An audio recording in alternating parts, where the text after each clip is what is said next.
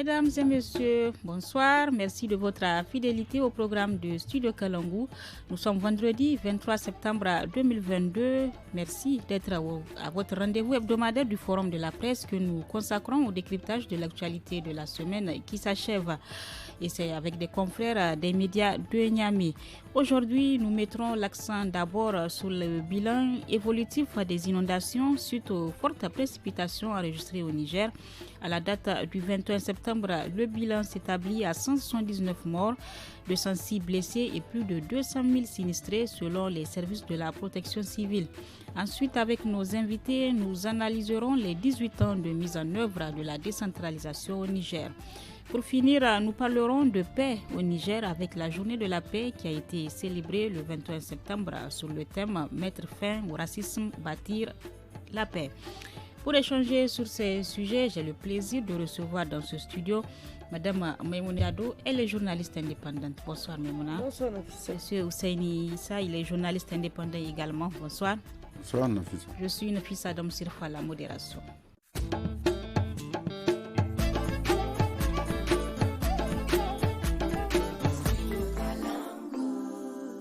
Bonsoir à tous et bienvenue. À la date donc du 21 septembre, le bilan des inondations au Niger s'est alourdi, atteignant 179 morts selon les services de la protection civile.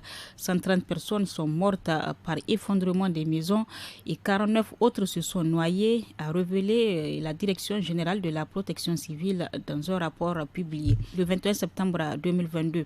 206 personnes ont été blessées, a ajouté la même source, soulignant que de nombreux dégâts matériels ont aussi été enregistrés. Le département de Gaïa continue d'enregistrer d'énormes dégâts selon notre correspondant. Le village de Tungagumbi, situé dans la commune de Tanda, département de Gaïa, sera déguerpi dans les jours à venir selon la décision prise par les autorités départementales. Je vous propose d'ailleurs d'écouter notre correspondant Fadel Alou. Dans le département de Gaïa, les communes de Tanda, Tunuga, Gaïa, Yelou sont les plus touchées par les inondations.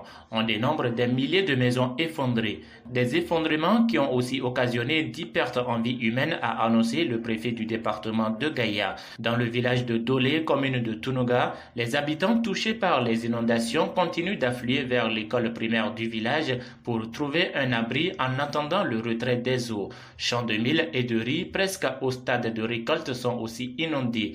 Du côté du fleuve Niger, la digue de protection des aménagements hydro-agricoles peine à contenir les eaux et par endroits, les eaux s'infiltrent dans les champs. À cela s'ajoutent les eaux de ruissellement du Dalol Foga qui traversent les communes de Yelou, Bana et Bengou, entraînant sur son passage des dégâts dans les champs de patates douces, de canne à sucre et surtout les routes, particulièrement celles de Bengou où le passage devient de plus en plus un calvaire pour les usagers. La commune de Tanda n'est pas épargnée par les effets des inondations comme les années antérieures. Les villages situés au bord du fleuve sont tous menacés d'envahissement par le fleuve Niger qui s'infiltre dans les maisons. Le village de Tungangumbi dans la commune de Tanda est l'un d'entre eux. Plus de 174 ménages sont sommés de quitter les lieux dans les jours à venir pour éviter le pire. C'était là donc notre correspondant à Gaïa, Fadel Alou, qui nous faisait donc le point sur la situation des inondations dans la région, dans le département de Gaïa. Et donc à l'entendre, un des villages même sera déguerpi à cause de ces inondations. Madame Maimouna Diado, quelle est donc votre réaction après écoute de ce compte rendu?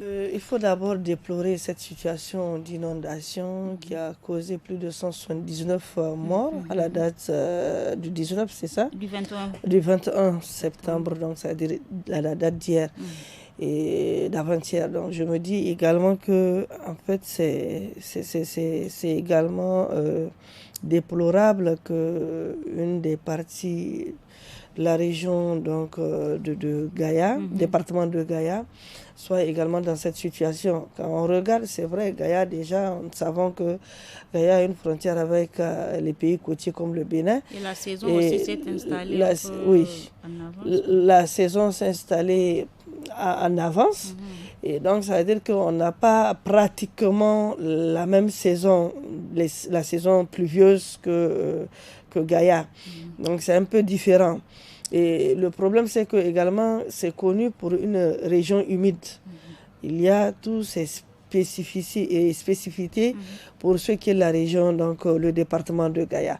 Et maintenant, pour les villages qui sont aux alentours du fleuve Niger et qui doivent être déguerpis, moi je pense qu'en fait, on l'avait toujours décrit cette situation, que les villages dont les gens savent que vraiment, à une période où la montée des eaux est là, ça veut dire qu'il faut vraiment se chercher.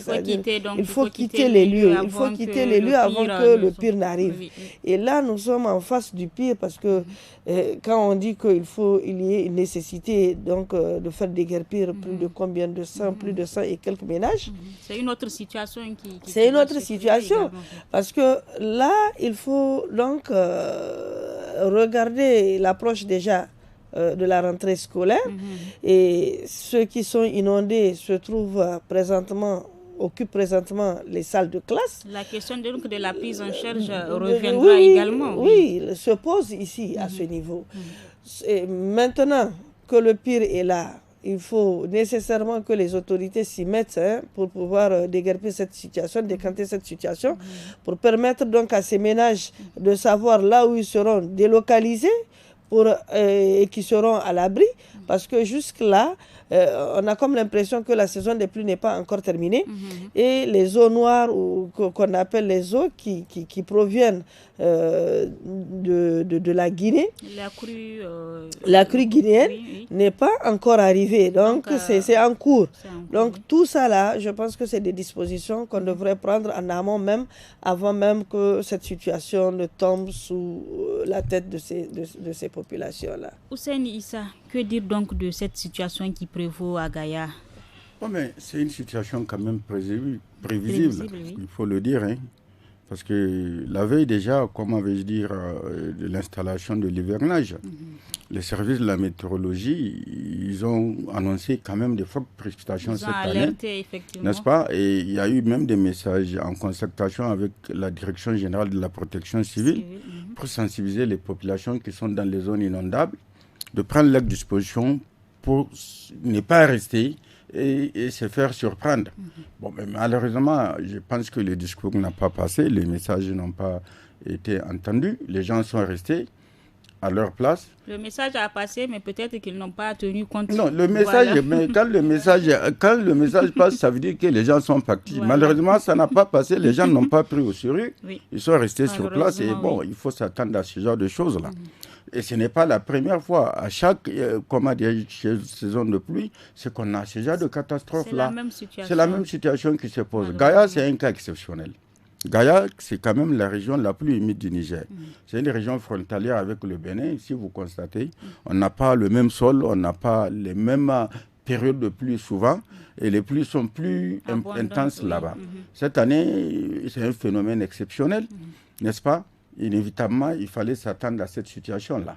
Maintenant, de l'autre côté, les autres régions du pays, notamment Maradi, Zender, un peu Tawa, Dosso, tout ça, c'est lié à des faits qui sont là, n'est-ce pas? Les changements climatiques, comme on dit, mais aussi un peu la précarité des habitations dans lesquelles les gens vivent.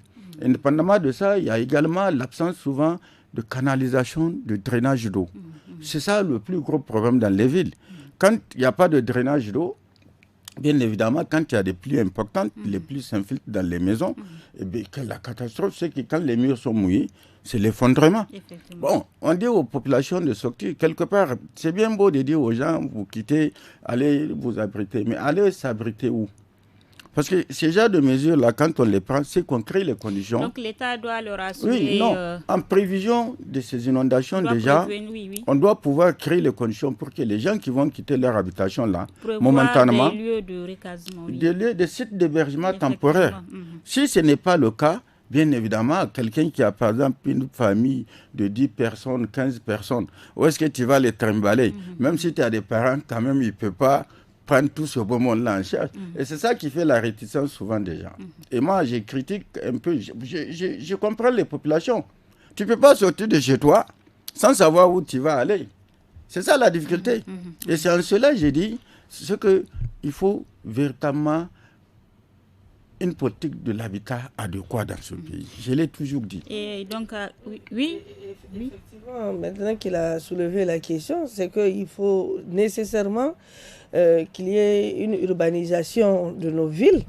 Parce que là, vraiment, c'est ce qui fait que jusqu'à présent, on n'arrive pas à contrôler cette situation. Ce sont les anciennes Oui, on a un ministère de l'urbanisme. Oui. Le ministère de l'urbanisme doit faire quelque chose quand même. Un plan de redressement, un plan d'urbanisation est plus que nécessaire à ce niveau.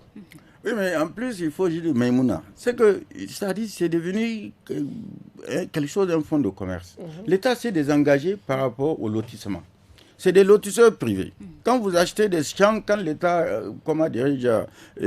balise des champs, l'État prend sa part, les municipalités, ou la municipalité, je veux dire. Maintenant, les paysans, eux aussi, ils vendent ce qui leur revient.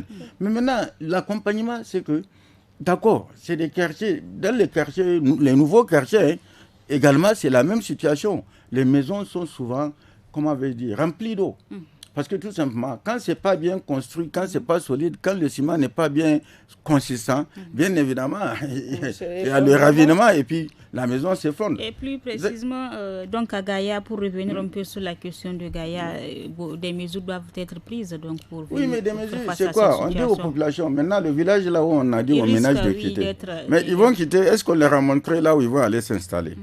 C'est ça la difficulté. Les mesures, moi j'ai dit, après la saison de pluie, et c'est ça qui est dommage, après la saison de pluie, on doit pouvoir s'asseoir, discuter de ce problème-là qui est récurrent. Mais une fois que la saison de pluie est terminée, c'est fini. Il faut la prochaine saison. Tout le monde va à ses occupations. On a vu des gens qui ont été inondés l'année dernière. Actuellement, il y en a qui sont dans la ceinture verte, dans le machin, dans la haie de comment ça s'appelle, comment on appelle ça, de l'hippodrome qui vit là-bas. Oui. Alors, pourquoi pendant plus d'une année, on n'a pas pu trouver un moyen pour écraser ces gens-là? Est-ce qu'ils doivent continuer à vivre là-bas permanemment? Voilà toute la difficulté. Et c'est pour ça, moi, je parle de politique d'habitat décent. Il faut le faire et ça doit être accompagné par l'État. C'est l'État qui doit pouvoir créer les conditions pour que les moins nantis puissent avoir des habitats au moins qui peuvent résister aux intempéries. Alors, Maïmouna, l'État doit prendre des dispositions à travers le bilan qui est établi. On voit que, comparé à l'année passée, vraiment cette année, le bilan des inondations au Niger est très lourd. Et donc, quels sont les vrais défis qui se posent à nos autorités actuellement face à cette situation? Les vrais défis, Hussein vient de le dire. On ne peut pas aujourd'hui rester les bras croisés face à ce phénomène de changement climatique, puisque c'est un changement climatique qui est là. Et c'est quelque chose qui touche tous nos pays. Donc là, il est nécessaire de créer les conditions que chaque Nigérien puisse avoir un habitat adéquat. Ça, au moins, il faut le faire. Il y a certains quartiers qu'il faut revoir l'emplacement de ces quartiers-là. Il y a les manques de caniveaux. Il y a tout cela. En tout cas, moi, je parle de la... C'est la question de l'urbanisation qui revient. C'est pour ça que j'ai dit, il y a un ministère qui est là. Il y a un ministère qui doit de temps à autre sortir, communiquer pour dire, voilà ce qu'il faut faire. Voilà, parce que nous avons ceux qui ont étudié. Ils ne sont pas par hasard, ils sont pas devenus par hasard des chefs de chantier ou ils n'ont pas fait la filière des spécialistes à la question. Donc, il faut les associer. Il faut leur donner la possibilité aujourd'hui de faire un plan de redressement, un plan d'urbanisation de nos villes, comme je viens de le dire à l'instant. Sinon, on restera toujours à la case de départ et on reviendra toujours à la case de départ. Et outre le gouvernement, quelle doit être la contribution de tout un chacun pour faire face donc, aux dégâts occasionnés par la contribution de tout un chacun, c'est vrai, l'État a sa part de responsabilité, mais nous autres populations, nous avons également notre part de responsabilité. C'est-à-dire que toi qui vis dans cette situation et que tu sais que pertinemment que quand la saison des pluies va s'installer et qu'il y aura les fortes pluies, ça nécessite que tu quittes cet endroit-là. Il faut le faire. Il faut le faire, il ne faut pas attendre l'État aussi. Parce qu'en attendant l'État, mais est-ce que l'État aujourd'hui peut prendre en charge tous tes problèmes, tous ces problèmes-là que tu as? Il faut toute une contribution. Il faut toute une contribution. Et le problème, il faut également faire en sorte que le ciment qui provient de notre pays, le ciment soit au moins cher. moins cher. Parce que si on continue toujours à construire avec le banco, mais on fera toujours face à cette situation d'inondation. Hussein Issa, la responsabilité est donc partagée dans toute la responsabilité est partagée, oui, tout à fait. Les populations sont un peu responsables. Mais, comment dirais-je, on peut aussi les dédouaner. Parce que souvent, quand les gens vendent les terrains, les lotisseurs privés, là, ils ne te disent pas que c'est un terrain inondable. On te laisse acheter. Maintenant, des risques et périls, parce que c'est quand l'eau va s'installer que tu vas constater. Alors, oui, mais bien sûr, c'est la malhonnêteté dans le milieu. Voilà. Oui, mais bien sûr, quand le terrain, il n'y a plus d'eau, c'est-à-dire la saison de pluie, ça finit, les gens viennent, on prend un machin, on ne te dit pas que là, c'est inondable. C'est quand la saison va te trouver dedans, que tu vas constater qu'il y a un problème. Oui, mais je pense qu'il y a les spécialistes. Normalement, il y a les spécialistes qui sont là pour ça.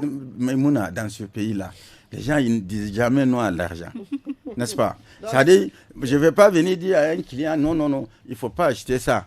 Je sais que le travail qu'il va faire, que je vais faire, il va me payer. Non, mais l'honnêteté, là, aujourd'hui, il y en a très peu de gens qui peuvent être honnêtes. C'est ça la difficulté. Et l'autre problème, c'est que je veux dire, la part de responsabilité. Quand je parle de politique de l'habitat, je ne dis pas à l'État de construire à chaque citoyen une maison. Je dis de créer les conditions pour que les matériaux de construction soient accessibles. Voilà. C'est l'un des rares pays de la sous-région où le ciment n'a jamais... Quand on va dans ces pays côtiers, Bénin un peu, 2000, 2500 le paquet de ciment. Mais quand ici, il faut acheter le sac de ciment, vous savez que la tonne a augmenté maintenant. Quand on va dans ces pays, avec 2 tonnes, 3 tonnes de ciment, vous pouvez construire facilement. Mais aujourd'hui, même avec 10 tonnes de ciment, souvent, c'est difficile de construire une maison. Et où trouver cet argent-là? Parce que les populations sont pauvres. À 80%, les gens sont pauvres. On espère que l'État puisse vraiment alléger cette souffrance. Bon, l'État, c'est nous tous, parce que ceux qui sont normalement censés mettre ces politiques-là en œuvre, ils se taisent. Mais il y avait des programmes nigériens, je me rappelle. Alors, c'est devenu quoi? Par rapport à ça. C'est devenu quoi? Alors, la contribution de tout un chacun s'impose dans cette situation qui prévaut au Niger, cette situation d'inondation. Nous clôturons ce sujet pour entamer le deuxième sujet du forum de la presse de ce jour. Le vendredi 16 septembre, une table ronde a été organisée à Niamey autour du thème 18 ans de mise en œuvre de la décentralisation au Niger. À quel bilan? La table ronde est initiée par Alternative Espace Citoyen et l'objectif est de voir les avancées et les défis rencontrés dans le processus de la décentralisation depuis son adoption au Niger. Samaïla Idi Dambouzoua est juriste et expert en décentralisation au Niger et il nous donne des précisions. On l'écoute. J'ai pris un document de référence scientifique qui s'est basé sur une évaluation concrète de ce processus de décentralisation, commune par commune et région par région. Et de tout ce qu'on peut tirer de ce document-là, et donc de la réalité communale, de la réalité de la décentralisation, c'est qu'il y a aujourd'hui des communes qui ne sont pas viables. C'est l'étude qui l'a fait ressortir. Et ces communes qui ne sont pas viables, c'est pratiquement dans les 7 régions collectivités territoriales qu'on a. Une commune qui n'est pas viable, c'est cette commune qui ne peut même pas prendre en charge les dépenses obligatoires du fonctionnement d'une commune normale. Le deuxième problème, c'est la grande question du transfert de compétences. Parce que une collectivité territoriale, sa raison d'être pour les citoyens, c'est le service qu'elle délivre. Un autre problème, c'est la coopération qu'on appelle l'intercommunalité entre les collectivités territoriales. Cette grande question de la coopération décentralisée est trop faible au Niger. C'était là donc le juriste et expert en décentralisation au Niger qui nous faisait un peu le point sur la question de la décentralisation de son adoption à la date d'aujourd'hui, concernant aussi la question du transfert des compétences, les collectivités. Alors vous, Ousseini, que vous suscite l'analyse de cet expert? Mais je pense qu'il a tout dit. C'est une thématique sur laquelle j'ai travaillé depuis la décennie 2000. Depuis pratiquement le lancement de l'opération, j'ai travaillé, il y avait un certain Halidou là, et qui était, comment dirais-je, responsable de ce volet-là. Bien avant lui, il y avait un autre là, qui aujourd'hui, je ne sais plus s'il a encore, comment dirais-je, je crois qu'il a la tête. Ils sont tous du ministère de l'Intérieur. J'ai beaucoup travaillé, j'ai beaucoup interrogé ces gens. Effectivement, tout ce qu'il a exposé, c'est la réalité. C'est la réalité. La décentralisation, d'abord, on l'a voulu intégrale. 266 corps. Intégrale, ça veut dire, au lieu de regarder, par exemple, quand on veut faire quelque chose, on regarde est-ce que c'est faisable, c'est pas faisable. Ou pas, oui. les communes, au lieu de les regrouper en fonction de leur importance ou de leur faiblesse, non, on a préféré qu'il y ait autant de communes que possible, n'est-ce pas? C'est déjà ça le point de départ, le faux départ. Parce qu'il y a des communes qui ne peuvent jamais être viables. On a transformé tout en commune. Tout en commune. Je suis allé dans des communes où j'ai vu, comme il l'a dit, on ne peut même pas payer avec les recettes. On ne peut même pas payer les agents qui travaillent au niveau de la mairie. Alors, quel type d'investissement on peut faire à ce niveau? Absolument pas grand-chose. Les marchés, c'est quoi? Les taxes de marché et autres qui collectent, ça peut permettre de faire quoi? C'est la première difficulté. Maintenant, l'autre difficulté, effectivement, la difficulté majeure, c'est le transfert de compétences qui devait se faire depuis longtemps. Mais on a comme l'impression que l'État, ça ne l'arrange pas quelque part. Pourquoi, selon vous? Parce que tout simplement, il veut tout concentrer à son niveau. On ne doit pas laisser beaucoup d'argent aux communes, n'est-ce pas? Parce qu'il y a des communes, quand je dis que ce n'est pas viable, il y en a qui sont véritablement viables, qui collectent suffisamment d'argent, mais il n'y a pas grand-chose qui reçoivent de cet argent, parce que la centralisation se fait quelque part ici à Niamey. Mais comment dans ces conditions... Ce transfert de compétences et des ressources... Le transfert de compétences, la dernière fois, quand on a parlé, par exemple, qu'il y a 2-3 domaines de compétences qui sont transférés, comme l'éducation, le tout n'est pas de dire aux communes de prendre en charge les questions de l'école, les questions... Non, il faut que des moyens soient là pour qu'ils puissent le faire de manière efficace. Mais quand il n'y a pas de moyens, comment ces communes... Bon, quelque part, il y a quelques communes qui profitent quand même d'investissement. Mais quand même, il y a les communes, ils prélèvent les taxes et autres. Oui, mais les taxes des marchés, là. Oui. Allez voir dans les marchés. 100 francs, 150 francs, 200, 50 en fonction de ce que vous faites comme activité. Cela ne suffit pas pour une commune. Ce qu'il faut, c'est des gros moyens pour viabiliser. Mais ces gros moyens, c'est quoi déjà? Mais les gros moyens, par exemple, les histoires, quand on fait, par exemple, les communes qui sont traversées par comment vais-je dire, par des infrastructures importantes qui rapportent de l'argent, il faut que ces communes aussi en bénéficient. Est-ce que ces communes en bénéficient? Non. Ils se contentent juste de ce qu'ils collectent au niveau des marchés, mais tout ce qui est, par exemple, comment on appelle un peu au niveau des autogares, quand tu as une petite autogare au niveau de ta commune, tu peux aller prélever de l'argent, mais ça s'arrête là. Mais les gros investissements, par exemple, quand par exemple une commune, où il y a une route importante qui passe où les gens prennent le péage, ils doivent bénéficier au moins de ça aussi, parce que la route traverse la commune. D'accord, nous allons revenir vers vous, le temps de donner la parole à Maïmouna. Alors vous, Maïmouna, de votre côté, vous le savez, le gouvernement avait pris en 2016 la décision de décret portant transfert des compétences et des ressources aux collectivités territoriales dans certains secteurs tels que l'éducation, comme le disait tout de suite Hussein. Mais quel bilan vraiment tiré à la date d'aujourd'hui? Non, je ne vois pas un grand bilan à tirer. Je ne vois pas quelque chose de positif en tout cas. Parce que comme l'a dit Hussein, on ne pouvait pas dire qu'une commune doit prendre en charge l'éducation alors qu'il n'y a pas de retombées pour que cette commune puisse se prendre en charge. Il y a des agents aujourd'hui dans les collectivités, qui ont fait combien d'années sans toucher un franc. Il y a ceux qui sont décédés, qui ont attendu malheureusement pour rentrer dans leurs droits, ils n'ont pas pu être, en tout cas, réglés jusqu'à ce qu'ils décèdent. Il y a aujourd'hui beaucoup de problèmes dans cette situation de collectivité. Donc cette initiative de transfert de compétences ne devrait pas y avoir lieu. Ça ne devrait pas, même si ça devrait avoir lieu, c'est qu'on devrait les accompagner. Par un bon financement d'abord. Il faut qu'il y ait la stabilité financière de ces communes pour pouvoir décoller. Mais aujourd'hui, regardez rien que la dernière fois, on n'a pas lancé une école sans paillotes. Oui, zéro classe paillotes. À Niamey, à Tawa. À Niamey. Et dans peu de temps, ça sera la rentrée scolaire. Mais est-ce qu'il y a quelque chose qui a été fait? On verra le constat. Ça veut dire tout simplement que les choses ne peuvent pas bouger. Parce que quand une commune n'a pas suffisamment de moyens pour faire face à ça, à ses besoins d'abord, à ses propres besoins, avant d'aller attaquer le problème lié donc à l'éducation et qui concerne la population, mais ça ne peut pas marcher, Nafisa. Mais comment faire face donc à ce problème? Mais il faut revenir avec les moyens. il faut donner la possibilité à ces maires-là. Il faut les équiper, il faut leur donner les moyens financiers, les moyens matériels et tout pour pouvoir faire face à cette situation. Ousseini, l'expert le disait dans son intervention que beaucoup de communes, et vous-même vous l'avez relevé, que ces communes, beaucoup d'entre elles sont déficitaires, n'arrivent pas à se prendre en charge. Mais quel sera donc leur sort dans les années à venir? La question a été posée plusieurs fois, ça a été mis en débat, où il fallait, comment dire, jumeler les communes un temps.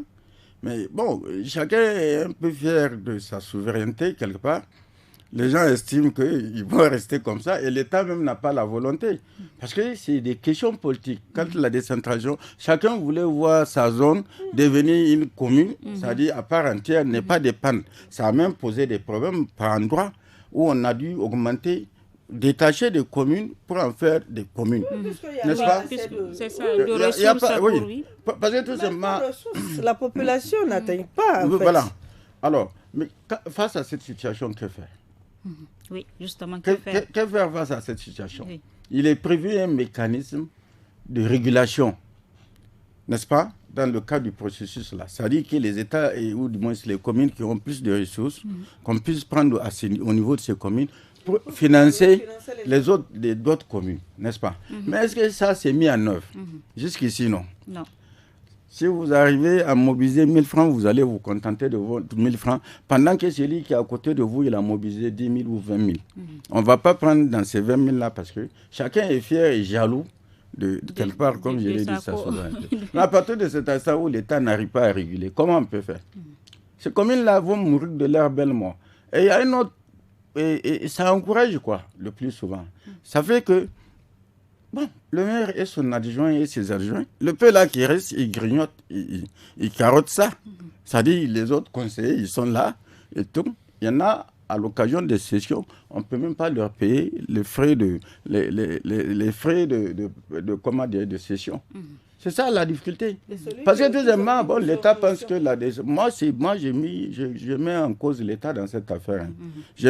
C'est l'État qui s'élève pour aller enquêter sur la gestion des ressources au niveau des communes. Alors on prend les maires, on les limoge, on met des administrateurs délégués, on a connu ça sous le dernier mandat de Issoufou. Donc jumeler vraiment les communes serait une bonne idée. Faire comprendre aux populations que ça ne sert à rien créer une case pour les mairies. Mais comment on appelle ça, d'émietter. Là où ce n'est pas viable, la commune qui n'est pas viable, qu'elle accepte d'aller se rattacher à une commune plus viable. Mais à ce moment, il n'y aura plus de visibilité. Mais quand les gens se disent, bon, et puis quelque part, ça arrange l'État. Donc, quelque part, ça arrange l'État, ce flou artistique-là. Il faut aller à l'intérieur du pays, où tu vas trouver seulement le drapeau en train de flotter. De la commune. De la Vous commune. avez une fois été témoin. Il n'y a personne. Il n'y a personne. Il y a des recettes, j'ai oublié une recette. Il n'y a rien. Une recette importante, c'est un peu la vente des terres et tout. Effectivement. Tout ça. Ils tirent profit de ça. Mais alors, quand ils font ce genre de collecte-là, bon, ils se disent que il n'y a pas quelqu'un qui est à côté pour regarder. Le maire et ses adjoints, il y a combien de maires? Il y en a même qui sont allés en prison. Ils carottent l'argent. Maintenant, quand il y a une inspection, on a limogé beaucoup de maires à cause de cette situation-là. Ou vous payez ou vous allez en prison. Voilà la situation. Et moi, j'ai dit, il ne faut pas les accuser. Donc, à partir du moment où le vol est généralisé, même au niveau à l'échelle, comment dirais-je, nationale, c'est devenu le sport favori. Donc, selon vous, tous ces problèmes sont des facteurs qui ne font pas en sorte que le processus de la décentralisation au Niger soit... Oui, mais bien sûr, les gens ont considéré que c'est fini.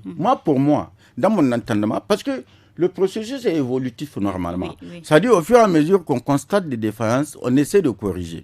Et c'est à l'État de prendre ça en charge. Mais quand les gens regardent, ils connaissent la situation de ces communes. Tout le monde connaît. Bon, quand on dit commune, bon, le maire aussi, avec, comment dirais-je, son fanion là, il est content. Quand il sort dans le village, on l'appelle maire, il est content. La première chose qu'il fait, souvent, il achète une voiture dès qu'il y a un peu de ressources, parce que le maire a besoin d'un véhicule. n'est-ce pas? Qui n'ont pas d'équipement. Non, il n'y a rien. Moi, j'ai été dans des communes. Non, mais bon, il y en a qui n'ont pas. Il y en a qui ont bénéficié aussi d'équipements. Il y a d'autres qui n'en ont pas. Il y a d'autres qui n'en ont pas, qui sont dans des communes, des régions, des départements un peu éloignés. Mais il y a rien. Mais les communes qui ont souvent ces infrastructures-là, c'est souvent les communes qui ont des coopérations décentralisées avec souvent des partenaires extérieurs. Des partenaires extérieurs. Sinon, il y a des communes vraiment dans des zones qui n'arrivent pas à bénéficier vraiment de ce que vous verrez les infrastructures et autres. Mais vous, Maïmouna, pour clôturer ce sujet, que faire vraiment pour que le processus de la décentralisation soit effectif ici au Niger? Mes fils, on va toujours se répéter, puisqu'on l'a toujours dit. Pour que le processus marche, il faut que l'État mette la main dans sa poche. Il faut d'abord préfinancer ces communes. Vous avez voulu qu'il y ait plus de communes, alors financez pour qu'il y ait plus de stabilité et pour que ces communes puissent vaquer à leurs activités régaliennes, qui est une activité qui doivent être, ces communes doivent être les porte-parole de cette population. Mais si aujourd'hui il y a des petits problèmes que la commune ne peut pas régler à son niveau, donc moi je me dis que ce n'est plus nécessaire que cette commune existe. Donc il y a également ce que Hussein a dit, il faut essayer de voir ces communes-là, les petites communes, parce qu'il y a des petites communes et des grandes communes. Il y a des petites communes, il faut essayer de les jumeler avec ces grandes communes-là pour que ces petites communes-là ne puissent pas disparaître aussi. Pour que ces populations qui sont dans ces communes-là où on les oublie carrément, pour qu'ils ne soient pas, ces populations ne soient pas oubliées. Donc il faut nécessairement que l'État revienne à cette histoire de décentralisation, voir ce qui n'a pas marché, ce qui a marché et qu'est-ce qu'il faut faire à l'avenir pour que ces communes-là puissent véritablement tourner. Nous allons donc marquer une pause avant de poursuivre ce débat.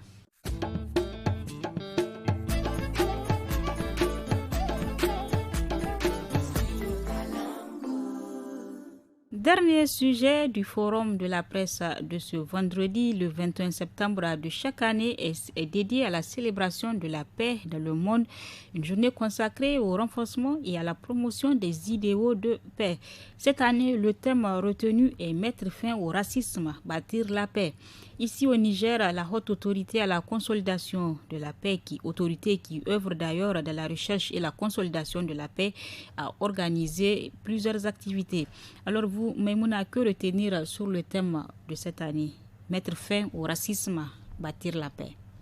Mais c'est mettre fin au racisme, bâtir la paix. Tant qu'il y aura le racisme, est-ce qu'il y aura la paix?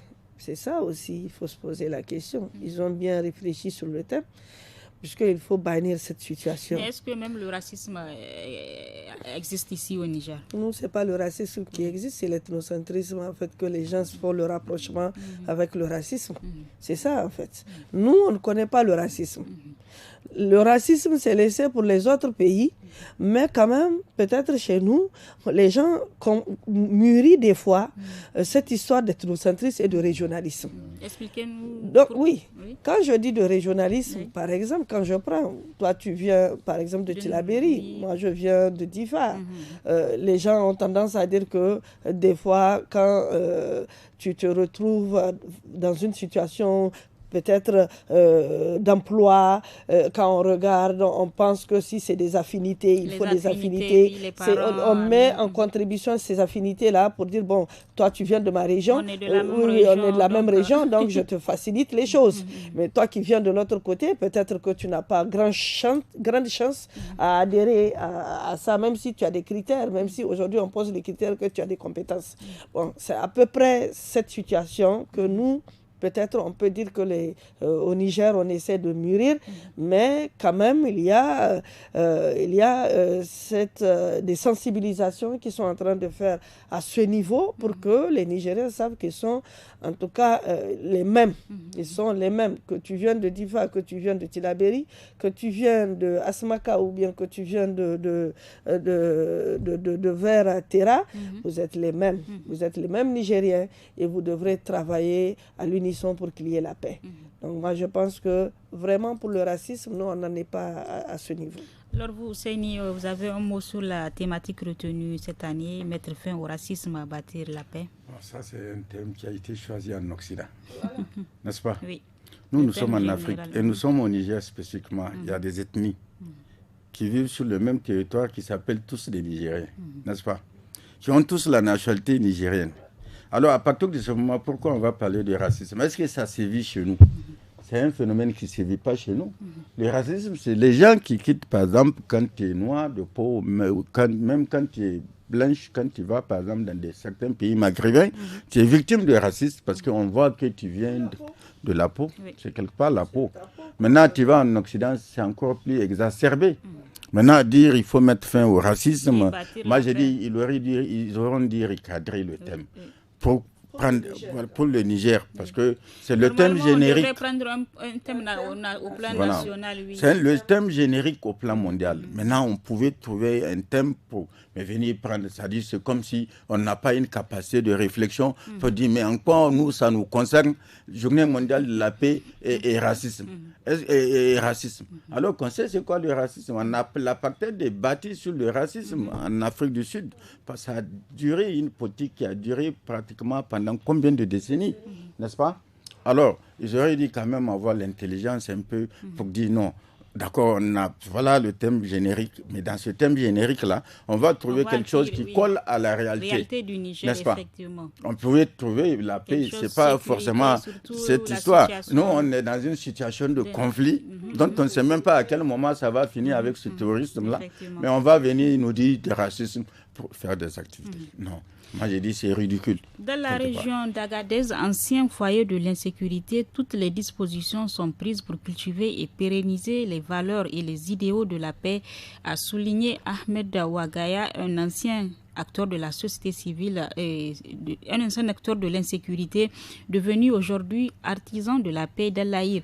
Je reste toujours avec vous, Seyni. Pensez-vous que véritablement il y a la paix dans cette partie du Niger, cette partie nord du Niger? Bon. On ne dira pas qu'il n'y a pas la paix. Et on ne peut pas dire aussi qu'il y a véritablement la paix. C'est pratiquement aujourd'hui toutes les régions du Niger qui sont affectées par l'insécurité, n'est-ce pas? Quand vous prenez cette région, il y a toujours le banditisme qui accourt. Bon, on associe ça un peu à des actions de rébellion et tout. C'est surtout l'ancien foyer de l'insécurité, comme le dit. Oui, l'ancien foyer, mais les gens qui sont désœuvrés. Parce qu'il ne faut pas perdre de vue que cette région a été jusqu'à une période donnée, je crois, à partir de 2012 jusqu'à 2000, quand on a interdit les activités de passage des migrants. Les jeunes qui se sont retrouvés comme ça, qui étaient dans l'activité, qui leur permettait de gagner de l'argent et qui le faisaient à travers des circuits réguliers, on leur a empêché de faire le travail. Mais ça donne quoi? Quand vous avez l'habitude, en un passage aller-retour, vous vous retrouvez avec 2 millions ou 3 millions. Et que du jour au lendemain, on vous dit que ce n'est plus possible. On vous donne 120 000 pour dire qu'il faut aller faire un projet, monter un projet. Mais ça pose un problème. Les gens, c'est ça qui les pousse le plus souvent à prendre les armes pour aller braquer les machins, les orpailleurs qui trouvent de l'or. Parce que j'ai dit quelque part, on voit bien comment le phénomène prend de l'ampleur. Chaque fois, on dit qu'il y a telle quantité d'or qui a été braqué. Alors, à partir de ce moment, on connaît un peu la source du mal. Il suffit simplement de créer les conditions pour que les activités économiques, le tourisme ou du moins les activités migrantes ont connu, en tout cas, ont fait que beaucoup de jeunes dans la région, ils se sont enrichis, n'est-ce pas? Aujourd'hui, ce n'est plus possible. Ils sont dans la paupérisation totale pour certains. Il y en a qui sont allés chercher l'or. Ils trouvent, ils viennent, ils investissent pour faire autre chose. Mais ce n'est pas toujours suffisant, quoi. Maintenant, pour l'étendre aux autres régions, quand on parle d'insécurité, c'est toutes les autres régions. Niamey même n'est pas épargné. Aujourd'hui, on a des braquages en plein jour, n'est-ce pas? On ne parle pas de la région de Tillabéri, on ne parle pas de Dosso. Voilà. Dans les quartiers aujourd'hui, en plein jour, on braque les gens, on agresse les gens avec des couteaux et tout et tout. Alors, on parle de quoi? Ce n'est pas la même situation. Ce n'est pas une affaire, c'est une affaire de relâchement. Moi, je pense que c'est ça. Et l'État doit se ressaisir pour mettre fin à ça. Rien que cette semaine, un de nos agents-là a été agressé au niveau du premier échangeur. Là, on l'a pratiquement sectionné la main parce qu'il voulait prendre sa moto. ils lui ont mis, avec la hache, il a tenté d'attraper la hache, ils ont tiré. Bon alors, voyez-vous, c'est une situation quand même déplorable. Vraiment. Aux alentours de minuit, 1h du matin, dans une capitale. Et les gens ont pu prendre la moto pour s'enfuir. Tout ça là, c'est des choses qui ne sont pas admissibles. On a l'impression qu'il n'y a pas de sécurité du tout. Il y a des quartiers que vous ne pouvez plus fréquenter, par exemple à Niamey, à partir d'une certaine heure. Alors, mais Mouna, vu vraiment la situation d'insécurité qui prévaut dans certaines localités du Niger, comme l'a relevé Ousseini, à quand vraiment le retour de la paix dans ces parties du Niger? On souhaite rapidement le retour de la paix, mais est-ce que le retour de la paix dans ces régions qui sont en proie à l'insécurité peut venir rapidement sans qu'il y ait une politique peut-être de s'asseoir et de regarder qu'est-ce qui ne va pas. Comme il a dit, aujourd'hui, ce sont pratiquement les jeunes qui sont enrobés dans cette situation d'insécurité. Nous savons cette situation. Et nous savons que cette situation allait venir de toutes les mille manières. Parce que quand vous avez un pays qui a une jeunesse aujourd'hui et que cette jeunesse est laissée désœuvrer à elle-même, mais qu'est-ce qui ne peut pas les pousser aujourd'hui à aller vers l'insécurité? C'est parce que tout simplement, si aujourd'hui nous faisons face à ces insécurités, à l'insécurité résiduelle, c'est parce que tout simplement ces jeunes-là n'ont pas ne savent pas où aller, que faire avec autant de diplômes, et ceux qui n'ont pas les diplômes aussi sont dans cette danse-là. Donc aujourd'hui, tu vois un jeune avec qui moi j'ai fréquenté, par exemple, de l'école primaire jusqu'au collège, jusqu'au lycée. Aujourd'hui, tu le vois à l'aise, il est devenu quelqu'un, mais tu ne cherches pas à savoir comment est-ce qu'il a fait pour devenir quelqu'un aujourd'hui. Parce que tu te demandes, mais je l'ai vu avant-hier, il n'avait rien aujourd'hui, voilà ce qu'il a. Mais ça pousse également à ce jeune homme-là de s'interroger sur sa vie. Mais qu'est-ce que moi je suis en train de faire? Donc il me faut trouver également le mécanisme d'avoir cette richesse que j'ai vue de l'autre côté. Donc c'est ça, ils se mettent à faire le banditisme, ils se mettent à arracher les sacs des femmes, des dames et autres. Aujourd'hui, juste devant même ta propre porte, tu n'es pas en sécurité. Des grands défis donc se posent ici pour vraiment pour le maintien de la paix ici au Niger. Il faut renforcer la sécurité. Rapidement. Cette insécurité, la consommation de drogue. Des stupéfiants par les jeunes. Aujourd'hui, c'est répandu. Tous les deux. Voilà. Alors, à partir du moment où ils ont accès à ça, quand la personne prend ses... Chaque jour, c'est des saisies. Mais aujourd'hui, c'est véritablement, on n'arrive pas à contrôler le Niger. Avec tout ce qui rentre de vers Gaïa, tout ce qui rentre de vers Dosso, tout ce qui rentre aujourd'hui de Maradi, de vers Maradi. Donc c'est un problème vraiment, et c'est les jeunes. Alors Ousseini, pour terminer, que faire vraiment pour le maintien de la paix rapidement en une phrase? Pour le maintien de la paix n'est pas là. Pour le retour de la paix plutôt. Et là, c'est aux autorités de réfléchir à ces questions-là. C'est-à-dire des patrouilles permanentes et mobiles pour pouvoir, dans les grands centres urbains, pour pouvoir interpeller. Et souvent, il y a des opérations qui sont faites dans ce sens. Mais malheureusement, on amène la personne, au bout de 48 heures, la personne ressort. D'accord. Les mêmes malfaiteurs là. Mais on te demande même si tu vas prendre cette personne-là en charge. Alors, s'il est retenu au niveau beaucoup reste à faire pour le retour et le maintien même de la paix, comme le disent nos invités ici présents dans ce studio. Et c'est ici que se referme le forum de la presse de ce vendredi 23 septembre 2022. Nous étions en compagnie de Maimouna Diado, journaliste indépendante, Ousseini Issa, journaliste indépendant. Merci d'être venu. Merci à vous de nous avoir suivis. N'oubliez pas, le programme Jeunes, c'est samedi et dimanche dès 17h avec l'actu des jeunes en 5 langues suivi de tous à la FADA. Et à partir de 18h15 les samedis et dimanches, les forums de Studio Kalangu. Le fils Adam Sirfo à la présentation, Amina Hassan à la technique et Mustafa Ayouba à la régie vidéo. Au revoir et très bon week-end à tous.